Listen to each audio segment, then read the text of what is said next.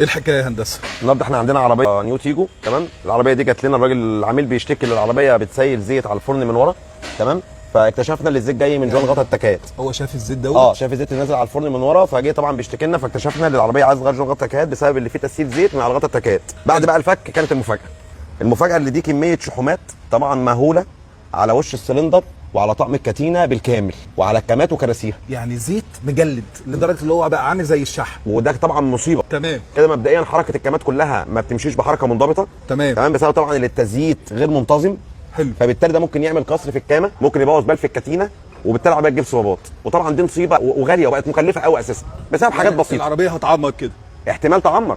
تمام. احتمال لو الشحوم دي دخلت جوه مصفه الزيت وسدتها، الزيت بالتالي مش هيروح للكرنك، بس بيكا هتلدع في الكرنك والعربيه ممكن تقفش من العميل وتخش في عمره موتور كامله. ايه بقى سبب ان الزيت طلع بالشكل ده؟ مضروب؟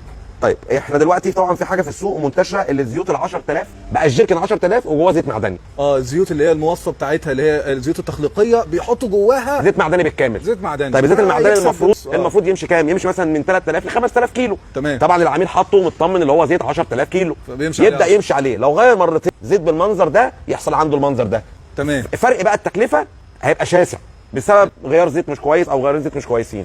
فاحنا بننصح العملاء ان هم يغيروا الزيت من مكان مضمون يبقوا مطمن له. وعلى فكره دلوقتي كمان مع العميل العادي انا بنزل فيديوهات وبشرح فيها يعرف ازاي شكل الزيت وهو نازل جوه الموتور، ان كان ده زيت معدني او تخليقي. نبقى نعمل لها فيديو ونشرحها بالظبط كده. شكرا يا هندسه. ربنا يستر على الناس جميعا يا رب. شكرا يا استاذ احمد، نورتنا.